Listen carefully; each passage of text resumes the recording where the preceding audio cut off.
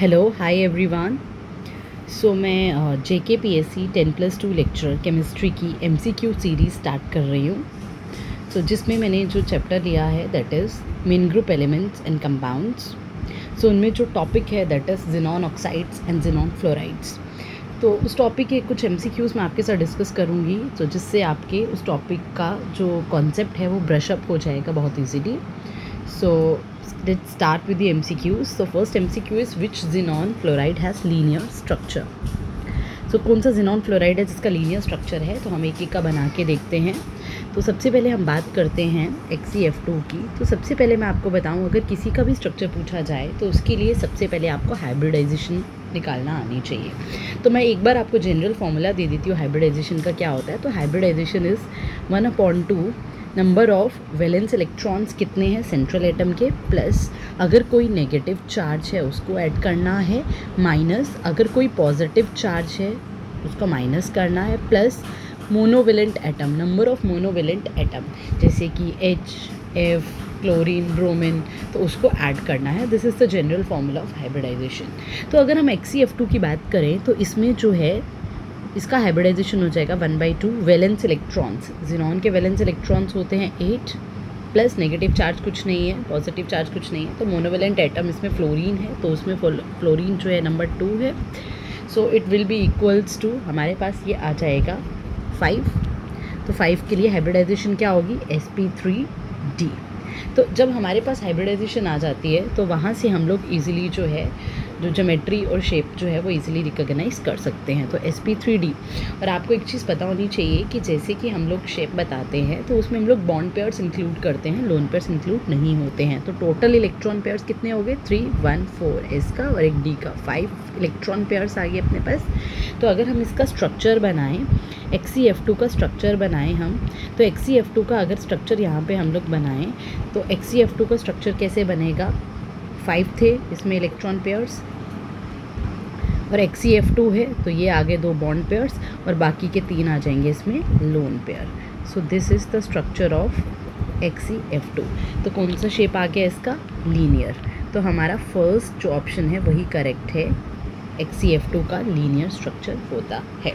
ठीक है, ऐसे ही हम लोग XeF4, XeF6, XeO3 का स्ट्रक्चर भी बना सकते हैं। बस आपको हाइब्रिडाइजेशन फाइंड आउट करना है जो मैंने आपको बेसिक फार्मूला दिया है, और उसके बाद हम लोग फाइंड आउट कर सकते हैं उसका शेप और ज्योमेट्री। अगर XeF4 की मैं बात करूं तो XeF4 के लिए हमारे पास हाइब्रिडाइजेशन हो जाएगी 1/2 Xe। ज़ीनॉन के जो वैलेंस इलेक्ट्रॉन्स हैं वो 8 हैं और फ्लोरीन के जो मोनोवेलेंट एटम है 4, तो दिस विल इक्वल्स टू 6।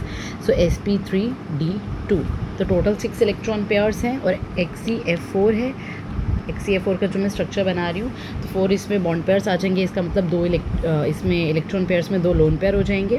तो XeF4 का स्ट्रक्चर आ जाएगा इस तरीके से, XeF4। तो ये 2 इसमें आ जाएंगे लोन पेयर। तो इसका शेप जो है वो हो जाएगा स्क्वायर प्लानर, जो आपको देख के पता चल रहा है ज्योमेट्री ऑक्टाहेड्रल। तो इस तरीके से हम लोग बना सकते हैं। सिमिलरली जब आप XeF6 का फाइंड आउट करोगे तो XeF6 का जब फाइंड आउट करोगे हाइब्रिडाइजेशन, तो सिमिलरली आपका निकल जाएगा sp3d3। आप निकाल के देख सकते हैं।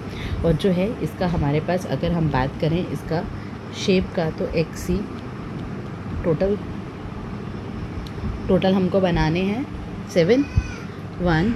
तो XeF6 7 इलेक्ट्रॉन पेयर्स हैं, तो 1, 2, 3, 4, 5, 6, 7। तो 7th वाला यहाँ पे लोन पेयर आ जाएगा जिसकी शेप हो जाएगी पेंटागनल बाय पिरामिडल, राइट। तो इस तरीके से हम लोग सबके जो है स्ट्रक्चर्स निकाल सकते हैं, right. So moving towards the MCQ number 2। तो hybridisation of Xe in XeF4 वो हमने अभी भी निकाल के देखा। तो XeF4 का हाइब्रिडाइजेशन कितना निकला था हमारे पास, sp3d2, जो अभी निकाल के हमने देखा था, sp3d2, राइट। अब बात करते हैं oxidation state of xenon in XeF6। तो मैं आपको एक बार निकालने बता देती हूँ ऑक्सीडेशन स्टेट सिंपली कैसे निकालते हैं। जैसे XeF6 की अगर हम बात करें, ज़ीनॉन का निकालना है तो उसको X फ्लोरीन हेलोजन्स जो होते हैं का -1 होता है, तो -1 × 6, कोई चार्ज नहीं है तो इज इक्वल्स टू 0, तो x इज इक्वल्स टू +6। तो correct option will be B. Okay, Okay, so then move towards the MCQ number 4. Number of lone pairs on Xe in XeF4. वो हमने अभी देखा था कि कितने लोन पेयर्स XeF4 के ऊपर। अगर मैं उसका स्ट्रक्चर बनाऊँ तो उसका हाइब्रिडाइजेशन sp3d2 था। तो XeF4 यहाँ पे 4 फ्लोरीन जुड़ जाएंगे, ठीक है। तो 2 यहाँ पे आ जाएंगे लोन पेयर्स, ठीक है, क्योंकि 3 2 5 1 6 हो गए। तो XeF4 में 4 जो आ गए वो बॉन्ड पेयर आ गए और 2 जो है लोन पेयर आ गए, ठीक है। तो जिसका शेप मैंने पहले भी बताया था स्क्वायर प्लानर है, ठीक है। तो नंबर ऑफ लोन पेयर्स कितने आ गए इसमें? 2। तो option B will be correct. Okay, then move towards the MCQ number 5 XeO3 structure of XeO3 मैंने बताया, उसके लिए पहले हाइब्रिडाइजेशन निकालना पड़ेगा। सिंपली हम लोग निकाल सकते हैं XeO3 का 1/2।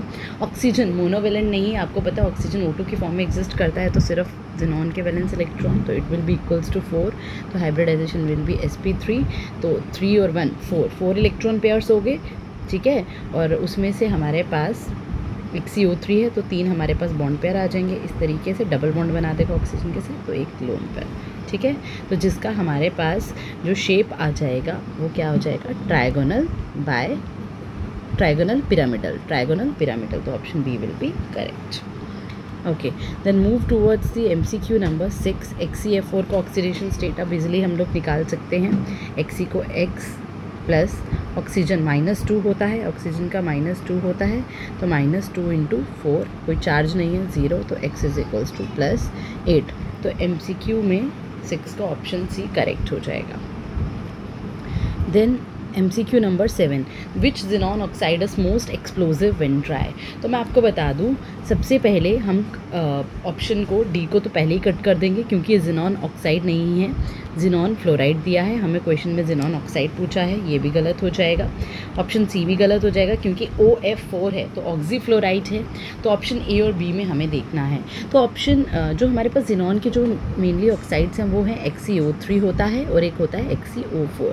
तो अगर हम रूम टेम्परेचर में बात करें तो XeO3 जो होता है वो सॉलिड होता है और ये रूम टेम्परेचर पे गैस होता है। मोरओवर XeO3 जो होता है वो काफ़ी ज़्यादा अनस्टेबल है तो एक्सप्लोजिव है। और आपको पता है अगर अनस्टेबल हो तो रिएक्टिव भी बहुत ज़्यादा होता है क्योंकि उसको रिएक्ट करके स्टेबल होना है। तो XeO3 एक्सप्लोजिव भी है, अनस्टेबल है, रिएक्टिव है, ठीक है।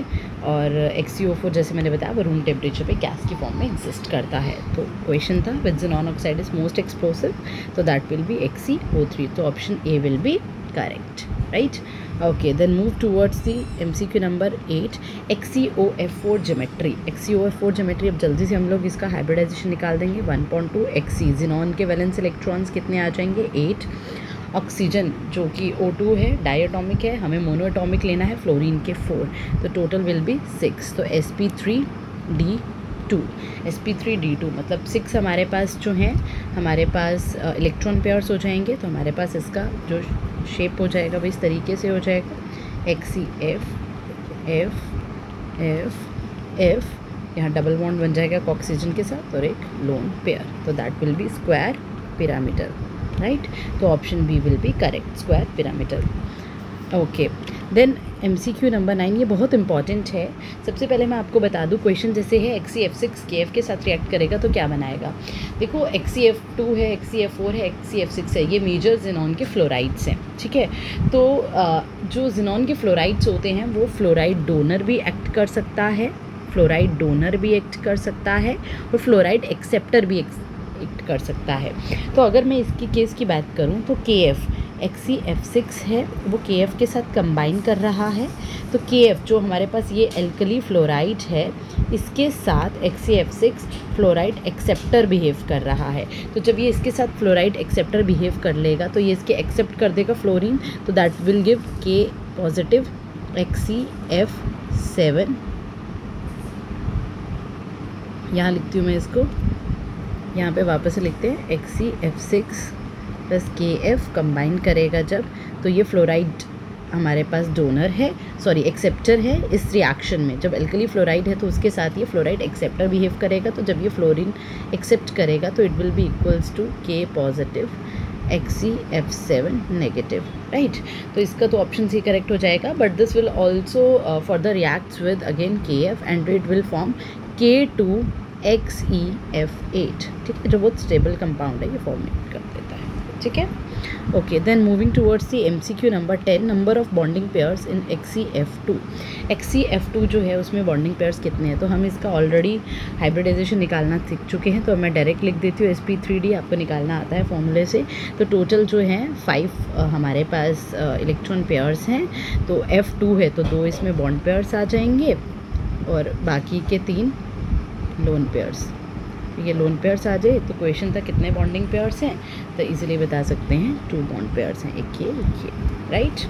Then move towards the MCQ number 11, XeF4 reacts with water to give.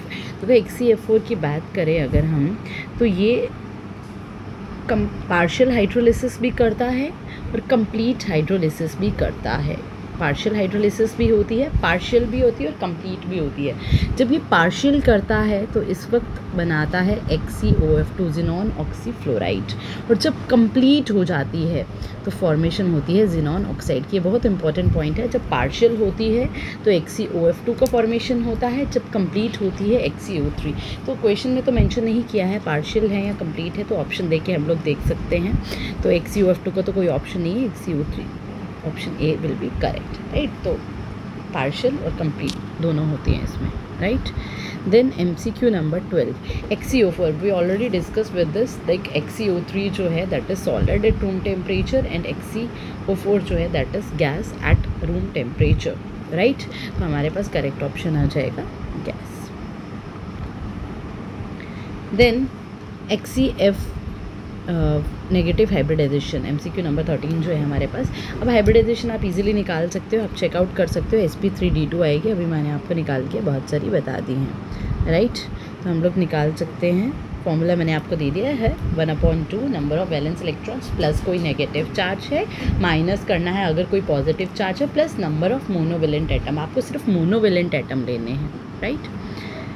Then moving towards the MCQ number 14, XeF2 is used as, XeF2 reducing agent है, ऑक्सीडाइजिंग एजेंट है, fluorinating agent है कि catalyst है। तो मैं आपको बता दूँ XeF2 का ना एक बहुत इंपॉर्टेंट फीचर होता है। XeF2 जो है जैसे कि मैंने बताया, एक तो ये सॉलिड है, ठीक है, दूसरा ये काफ़ी ज़्यादा स्टेबल है, स्टेबल एंड सेलेक्टिव है, ठीक है। इसकी स्टेबिलिटी होने की वजह से, वैसे तो फ्लोरीन तो सबके पास है, XeF2 के पास, XeF4, XeF6, but this will act as good fluorinating agent because of the stable and selective nature, right. So this will be the correct option. और XeF6 जो है ना वो काफ़ी ज़्यादा रिएक्टिव हो जाता है, क्योंकि उसकी ऑक्सीडेशन स्टेट जो होती है XeF6 में +6 ऑक्सीडेशन स्टेट होता है, तो बहुत ज़्यादा रिएक्टिव हो जाता है, बहुत ज़्यादा फ्लोरीन एटम्स हैं तो बहुत ज़्यादा रिएक्टिव हो जाता है, राइट। तो जिसकी वजह से उसकी रिएक्टिविटी ज़्यादा है, बट फ्लोरिनेटिंग एजेंट जो है वो XeF2 बहुत अच्छा बिहेव करता है। और एक इंपॉर्टेंट फीचर ये है कि ज़ीनॉन के जितने भी फ्लोराइड्स है, लाइक XeF2, XeF4, XeF6, ये सारे के सारे डायामैग्नेटिक हैं, मतलब पेयर्ड इलेक्ट्रॉन्स होते हैं, ठीक है। देन उसके बाद MCQ नंबर 15 पे, number of lone pairs in XeO3। XeO3 हम ऑलरेडी स्ट्रक्चर बना चुके हैं, मैं XeO3 का स्ट्रक्चर बना के बता देती हूँ। इस तरीके से था XeO3 का स्ट्रक्चर, ट्रायंगुलर पिरामिडल। तो XeO3 में नंबर ऑफ लोन पेयर्स कितने थे, तो that will be option B, एक लोन पेयर उसमें था, ठीक है। Then move towards the MCQ number 16, XeO3 का शेप वो भी हम लोग देख चुके हैं, अभी तो मैंने बताया trigonal pyramidal, option C, trigonal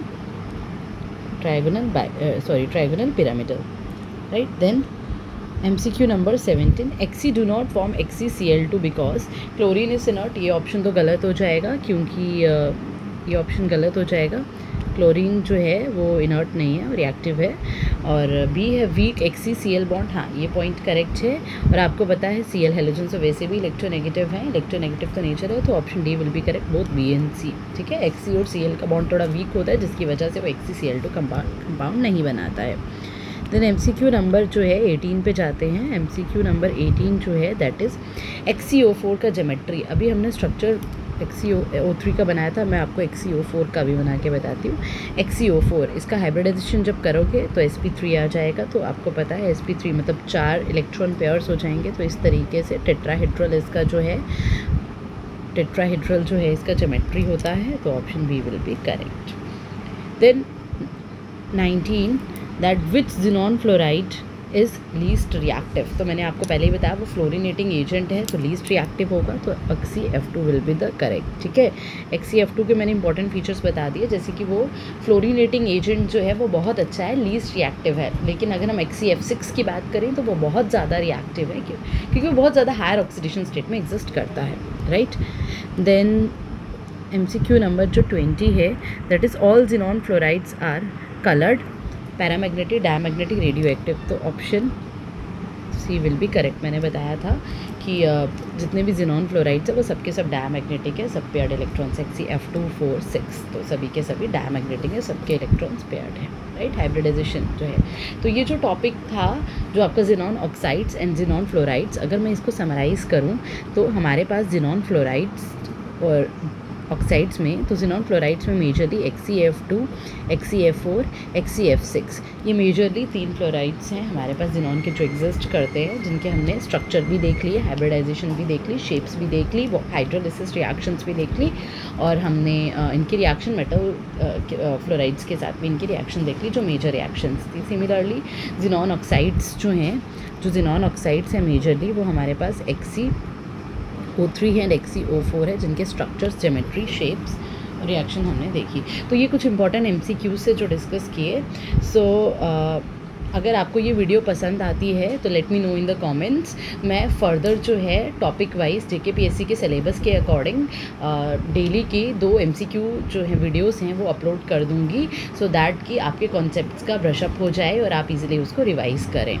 तो आप मुझे कमेंट्स में बताएं कि आपको ये वीडियो कैसा लगा, और अगर आपको रियली अगर लगता है कि आपको ज़रूरत है तो मुझे कमेंट्स में बताना। मैं डेली जो है 2 टॉपिक्स की जो वीडियोस हैं, MCQs हैं, वो अपलोड कर दूंगी विद एक्सप्लेनेशन के साथ। और अगर आपको लगता है कि मुझे एक्सप्लेनेशन भी देना है, पहले टॉपिक करवाना है उसके बाद MCQs, तो मैं वो भी जो है वो डेली के 1-2 टॉपिक्स जो हैं वो ले लूँगी, और जल्दी से जल्दी हम लोग इसको सिलेबस को ख़त्म करने की कोशिश करेंगे। ऑलरेडी जो है जुलाई स्टार्ट हो चुका है और सितंबर में जो है वो एग्ज़ाम है, तो हम लोग कोशिश करेंगे कि जितना जल्दी ब्रशअप हो सके कॉन्सेप्ट्स को, उतना ज़्यादा ब्रशअप करें, right. Thank you so much.